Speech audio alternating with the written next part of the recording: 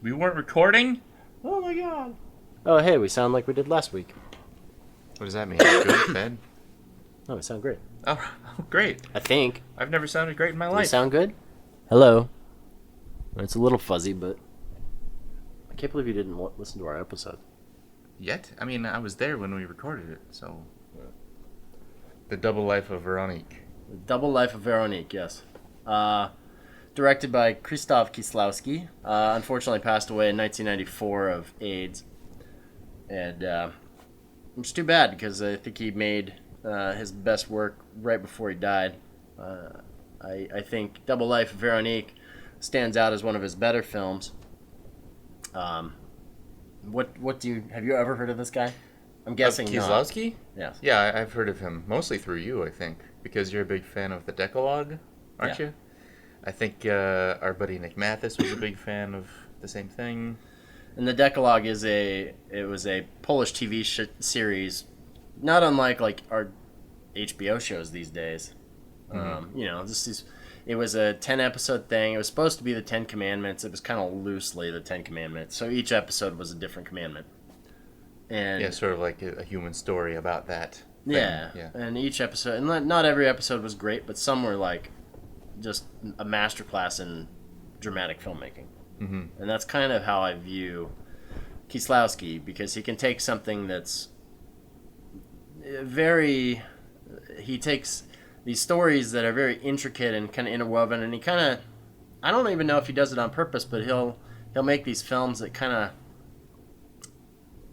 play with the audience in a way. They may think they know what they're watching, but it's actually something different. And I don't know if he does it on purpose, actually. In this case, in the case of Double Life of Veronique, one thing I didn't even realize when I was watching it Don't spoil it. time, I haven't seen it. I don't even know what this movie's about. No spoilers. Okay, fine. But, it's got Polish language and the French language mixed in. And, if you're just reading subtitles and you don't know the difference between the two languages, Yeah. it may throw at least American audiences or people who don't know Polish or French, through a loop. But you guys will have to kind of bear with me on this one because I love Kieslowski. It's definitely a very foreign art house kind of genre, but if you hang in there, it's pretty solid work. Would you compare him to any more well-known filmmakers? Is he like the Polish Kubrick or something? Yes. Hold that thought. Oh boy, he's going over to the DVD shelf. So let's see here. In 2002, there was a movie called Heaven, starring Cate Blanchett and Giovanni Ribisi. Is that Tom Tykwer? Tom Tykwer directed this, but it was written by Krzysztof Kieslowski. And 10 years after he was dead? yes, because it was a second trilogy. So Kieslowski made a trilogy of films called the Three Colors Trilogy. It goes blue, white, and red based on the French flag.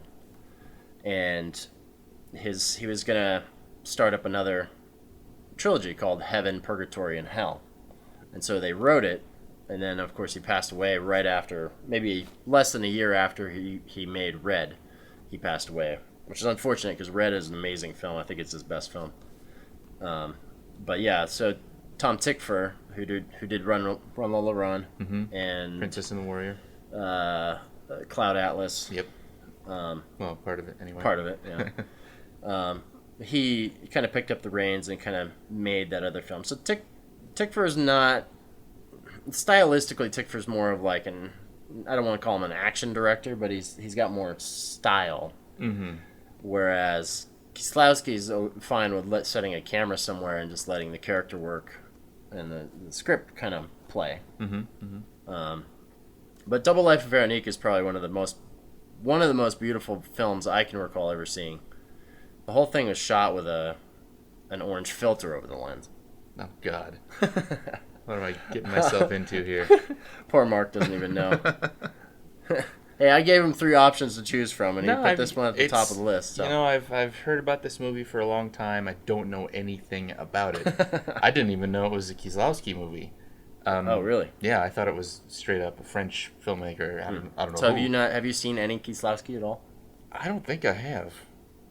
What do you expect from? So since you have no idea what this movie is about, what do you think it's about? I think in my I want to hear your log line for what this movie is before we actually watch it. Double Life of Veronique. It sounds like some sort of a thriller because she's got a double life. She's maybe not telling her family everything about herself, or I really don't know. It could be anything. And I think in my mind, it's getting confused with Diabolique, which is, I'm sure, a very different movie, but I like that one too, and that's a straight up thriller. That was a straight up thriller. Yeah. So, I have no idea what I'm about to watch, but I've heard good things. Yeah, beautiful film. Okay, let's watch it. Cool. See you on the other side. Let's do it! Woo!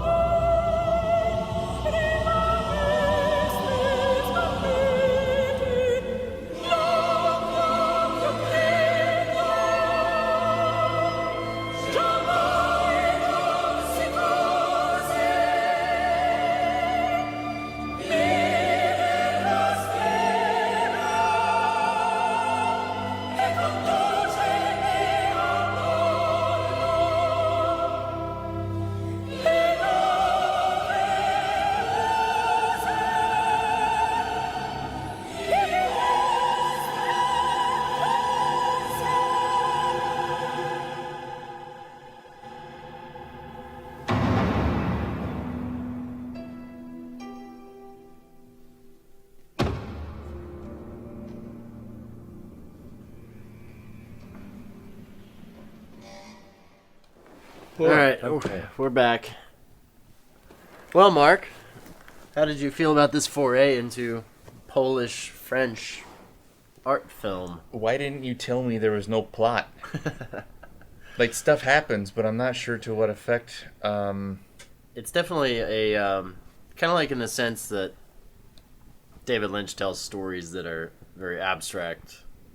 This is, from what I remember, like Kieslowski, he typically doesn't tell abstract stories. This is by far the most abstract thing he did. There's like abstractions in his other films, but they're not as fully encompassing as this one. Okay. Let's start with the things I can say about the movie. It's very pretty. It was shot very well. Like, it's got a unique look to it. I can't say I see a lot of movies like it anymore. Yeah, it looks like they had a yellow-ish filter. I thought maybe it would be an orange filter, but I think they literally had a yellow filter over the lens, and shot by the same guy who shot Gattaca and a few other movies. Black Hawk Down. Black Hawk Down. He's definitely a very talented guy because all those movies are gorgeous.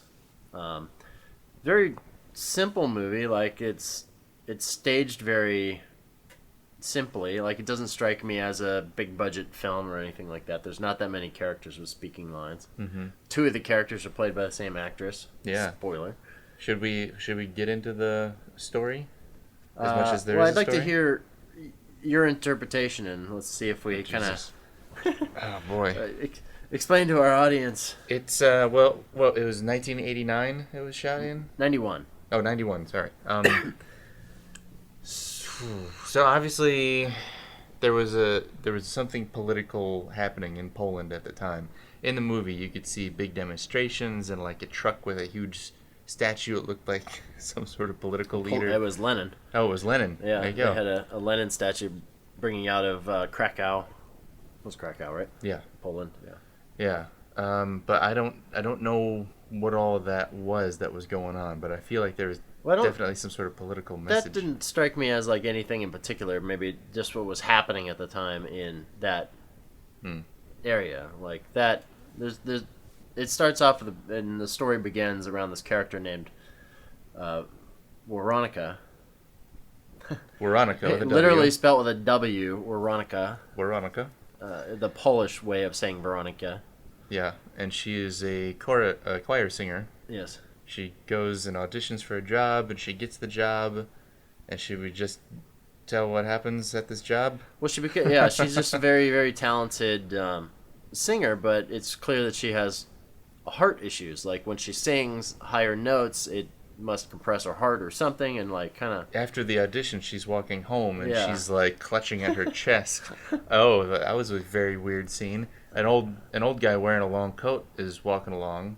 Looks like a well-to-do sort of guy, but he stops briefly, opens his coat, and flashes his humongous dong at her while she's having basically a heart attack on the sidewalk. But it kind of, it works. It snaps her right out of it. She goes, "Oh, Yeah. well, I wonder what happened there," and she gets on with her day. The camera kind of has a tendency to take on this point of view of the character from time to time, and she sits on the bench and she's like trying to catch her breath, and her heart must go out for a minute, and it cuts to a point of view shot of this old guy walking down This the real sidewalk. Dutch and angle at like 45 degrees. it suddenly like falls over as if she fell over, but the guy doesn't make any attempt to did she just pass out, and the guy just doesn't care. Like he's just slowly strolling up, and then he just stops. Opens his coat. Whips open his trench coat and just flashes her this huge dick. It kind of comes out of nowhere, but she kind of, you're right, she snaps out of it. And we went through that scene frame by frame, as long as it took to figure out that was probably a huge plastic dick. I think Polish men just have giant penises. All right. Well, they got something. Maybe that was for the him. whole point, Yeah. Kieslowski was... Just wanted to get that out there. He's Polish. Maybe he wanted to make it apparent. Anyway. Well, Veronica, she goes on to the performance, and she hits these high notes, and she collapses on stage. Yeah, she basically dies, they say. Literally. Yeah. She's dead dead. within moments of her collapse. But on her way to this performance, she was walking through a square in Krakow, and there's like obviously political demonstrations that were really happening at the time, and they just were out filming at the same time. And while she's out there, there's this tourist bus out there that she spots, and she happens to notice someone who looks just like her, and she stares at her, and she realizes that she is looking at someone who looks exactly like her. And this other person is like taking pictures of the demonstrations. Yeah, who's on the tour bus, and she could see that this other person is driving around taking pictures. And a theme early on in the movie is Veronica talking about how she feels like she's not alone in the world. Like she feels like there's there's something else. Kind of like siblings will say about their siblings. They feel like they've got another connection out there somewhere, even though they can't describe it. And that's to me what this whole movie is about. Obviously, the movie doesn't end there. That's just the beginning of it, really. She dies, and then we start in the Veronica story, which is a French girl who Veronique. Is the girl on the tour bus. And yeah, in France, and the first thing almost out of her mouth is, "I feel alone in the world," because Veronica just died. Yeah. So, yeah, they used to feel like there was someone else in the world with them, but now she's all alone. Yeah. And like the ongoing theme through the movie, especially described kind of at the end, is you can see, because she, at the beginning of this, you can see that the other, the French girl, I'm going to call him a doppelganger because that's kind of the feeling you got. Yeah, they never really let on that these are actually twins that were separated at birth. That seems a little... In fact, they even show them at the very beginning of the movie as little kids, 4 years old or whatever. But the whole plot's kind of encapsulated at the end. Basically, the French girl goes on and she meets this puppeteer, and they kind of flirt and fall in love slowly without really meeting each other. Just kind of like secretly sending like these weird cryptic messages back and forth until they finally meet. You just gotta stalk a girl long enough and she'll turn around. You watch how love unfolds in some of these movies and you're like, wow, that would not fly today. But the guy, he basically decides he wants to write a book, and he more or less encapsulates the movie at the end by saying, we can see that Veronica makes new decisions that the Polish Veronica did not. So the Polish Veronica learned the hard way that she couldn't sing high, and she died because of it, because she had a weak heart. She flew too high. She flew too high and melted. But Veronica, the French one, like early on, she goes in and decides she's not going to audition for... Oh, sure, okay. She goes in. She's also involved in music. Yeah, she's a music teacher. Presumably, she was gonna audition for this role that was very similar to her doppelganger's role, but after feeling this sense of being alone now that her doppelganger is dead, she makes a new decision and says, "No, I'm not gonna do this. Fuck you." So it's as if her... That was also a funny scene when she tells her mentor, conductor, whoever, that she quits. This guy was like, "You should be taken to court. You can't quit." Yeah, you're too talented. You can't waste to quit. your talent. You're going. I'm taking you to court. But it's clear, like, her doppelganger, like, more or less takes the shot for her. And that's learned for Veronique. Right, and at the end, the puppeteer guy, like, when he's telling a story about these basically doppelgangers and how they were born at the same time and they grew up in different places and they could always kind of feel each other's presence, and where one would fail at something, the other would succeed because one would make one decision that was bad and the other one would succeed because they figured it out telepathically together. Like communicate between the two. So that's like the literal version of the movie. Yeah, not to make it sound like science fiction at all, because it does not. Yeah, it's not. It's definitely, like I said earlier, there's no plot. There's really no plot. It's just some stuff that happens to some people. It's about a girl who's just wondering why she feels alone in the world, and ultimately she kind of figures it out in a not very like straightforward way. It's funny, the first time I saw it, I was like, what? Having seen it a few times, like I feel like it's all there. There's some things that don't quite make sense, but it's also a very kind of there's like moments of mysticism where you feel like there's a fantastical element like guiding her.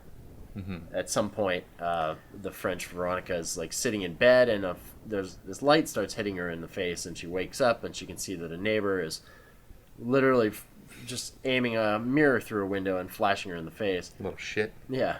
And then the kid, like, smiles, waves, whatever, goes back inside the door and shuts the shutters. Yeah, so there's nobody flashing any lights in her face. But she goes back in, and there's still a light on the wall. Yeah. Like a Tinkerbell sort of. And it kind of leads her, in a certain way. So there's these weird fantastical elements too. Did you like the movie? I liked it, and talking about it just for a few minutes, I would watch it again soon to try and look out for some of these other elements that I just did not pick up on. Right, and it's tricky because it's not an English film. It's half of it's in Polish and the other half is in French, and you're reading subtitles the whole times, and things like we're watching, and at the Polish Veronica, her name is spelt differently than the French Veronica, but you may not notice that right away. Mm-hmm.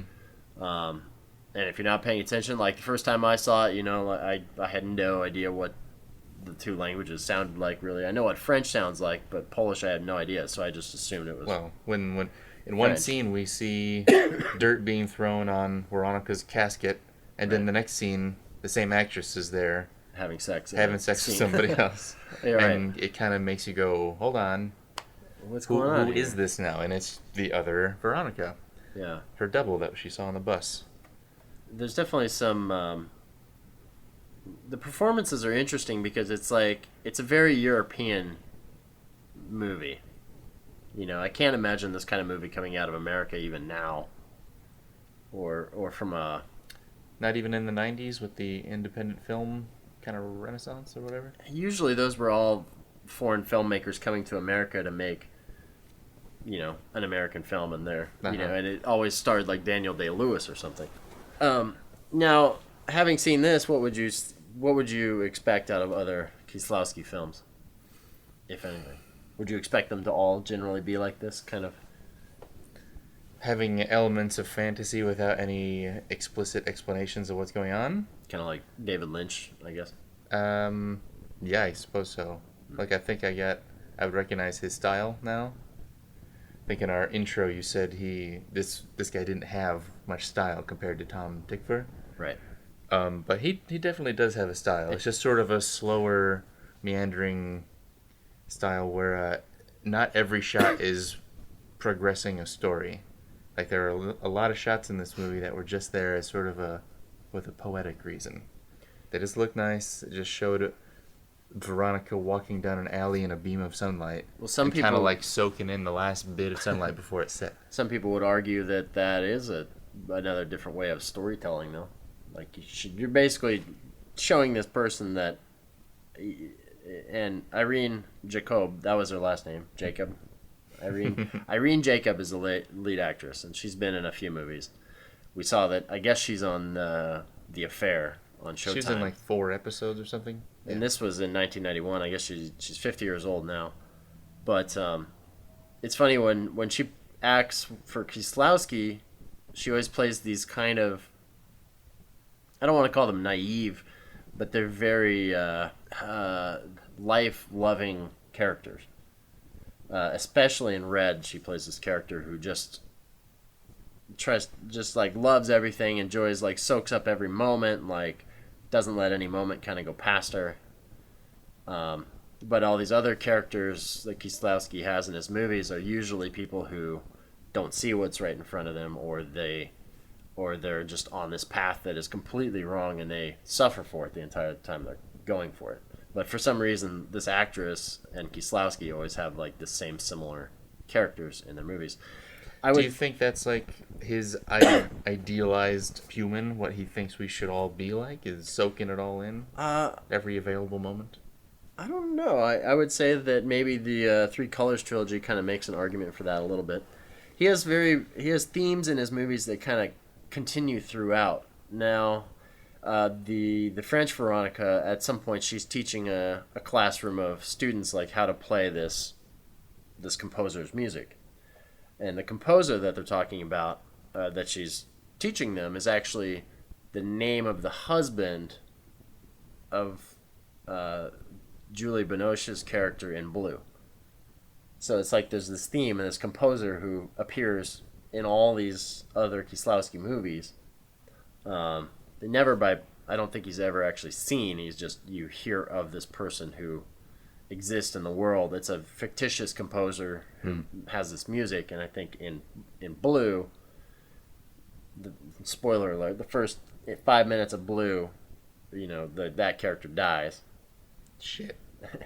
And Blue is a depressing movie. Spoiler blue. alert, it's basically, a wife struggling with the death of her husband and 2 children or something like that. So, but I would say of all his movies, this is definitely, of the ones I've seen, this is by far the only one that's abstract on this level. Each movie does have little abstractions here and there where it's like little meanings in like, the beauty in the world that surrounds them. Mm-hmm. And that's especially true in this case, and maybe Red a little bit. Even though I had a complete lack of understanding of this movie while we watched it, mm-hmm. I was never bored. I was always interested because I wanted to know what was happening. It doesn't give you any real clear answers. The last few shots of the movie are Veronique driving to her dad's house out in the country. Mm-hmm. She stops out in the driveway. He stops inside. He's like working with power tools, and he seems to like sense that she's there. Maybe he heard the car. I don't know. And she reaches her hand out of the window and touches a tree. And then it stops. That's easily like one of the more like metaphorical moments in the movie, and I'm not entirely sure what it means either. It's almost as if the father then realizes that she's got a doppelganger who died, and like feels that pain at the same time. How would he know? What's happening? I mean, I'm not saying this is a perfect movie by any means. It's interesting though. But it's very different. It's interesting because you feel, when you're watching Poland in that, the 1991, and you're seeing whatever the hell's going on in the streets, it feels almost not dystopian, but it's so different from what we're used to in sunny California in 2016. And there's even I don't know, think about the political message. I don't know what that would be because I don't know what's happening politically there. But the Polish Veronica was totally tuned out to all the protests. She was just walking along, minding her own business. Mm-hmm. She only stops when somebody bumps into her and spills her music papers everywhere. Right. She doesn't give a damn about the protests, but her doppelganger is there taking pictures. Right. So I think that there's something going on there, and plus, later in the French part of the movie, we hear on an audio tape a car exploding, and later we see the shell of the car. What was that all about? I feel like they're trying to say something. I just don't know what. Right. And now that's probably something that, contextually for us, we're totally removed from it. Yeah, we'll never Short get it. of a Google search, which we don't know how to do on the show. It was 25 years ago on the other side of the world, basically. Yeah. We don't know. I mean, God only knows. I don't feel like there was anything necessarily that for the car blowing up. It was kind of like that was one of the weird things of how the puppeteer found her. He would just he knew her address somehow, and he would send her shit. Yeah. In the mail. And one time, he just took his tape recorder out and just recorded the ambience of everywhere he was. And it led her to him. Yeah, you could hear that he was in a train station. You could hear what sounded like a Molotov cocktail exploding and a car burning up. And then you could hear people yelling and sirens blaring. And then you heard him walk into a coffee shop and sit down. And that's where he sends the tape from. And somehow she listens to this tape, figures out where he is, and then piece by piece she's walking through the train station. She goes outside, she sees the car burnt up, and so she's retracking. Of course, in real life, no one would ever figure any of this out. If somebody sent me a tape of weird ambient sound, I'd say, what the fuck is this, and throw it away. Yeah, this guy... If it had no return return address. Calls her up and plays her music, After breathing heavily into the phone. heavily into the phone. This guy... Listen to this. Hold on a minute. While he plays with creepy puppets, this guy would be sent to the mental asylum for, stalking some poor girl. Yeah, if anybody was stupid enough to But in France, track him down. It's true love. Yeah. Well, any other parting thoughts? No, I have no more thoughts. I've emptied my brain on this movie. Yeah. I will watch this again someday. I'll try to go at it. Maybe you should watch the other Kieslowskis first. Maybe I should watch them in chronological order. Maybe it's a good... I think this was my first Kieslowski movie that I saw. and then we had to watch the Three Colors trilogy, and we specifically we had a Kieslowski film course at our school. Lottie fucking I da. know, Lottie fucking da, right? And this was the first one we watched, but yeah, watching it again, it's definitely one of the most beautiful films I can recall on this kind of a scale. There are a number of setups in here where you could like just frame it. It And would I look don't great on any wall. I don't know that Irene Jacob was. I don't know that she was a star remotely before this or not. I mean, no, I don't recognize anybody else in the movie. So I feel like it was just done with, I know Kieslowski had been around for a long time before this, making either Polish television or a few of his other features, but I don't think he really came into his own until this. He had Decalogue, of course, but then this was like his first breakout hit. And as you can see, like the beginning of the movie starts with, I think it won the Cannes Film Festival.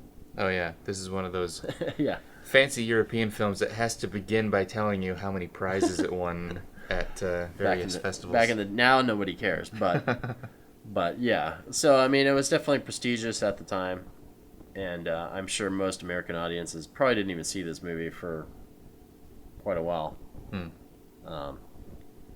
And we watched the Criterion Collection Blu-ray for it, and it's a gorgeous transfer, gorgeous sound, and, nice and clean. Yeah. So Oh, good. that's it. That's our episode on Double Life of Veronique, and hopefully you'll check it out, but don't expect any of you to. You never know. Some of these guys, these people. If you're a They'll go out. cinematographer, you should watch it, because Definitely. I will make the argument for this. So, like I said, they put the yellow filter on the lens, and they also put on a lot of the shots, they just straight up stuck a gradient filter over the lens, just a horizontal grad, so the top of the frame is darker than the bottom half. It's sort of a horizontal vignette. Yeah, and you can see it on every single Michael Bay movie ever. The typical rule is the second you pan the camera or tilt it up and down with a gradient, you're breaking all the rules of putting a gradient on the lens. Because now this gradient is moving wherever you point the camera. You can see it, and it's destructive, as they would say. But so is putting a yellow filter over the lens. It's destructive.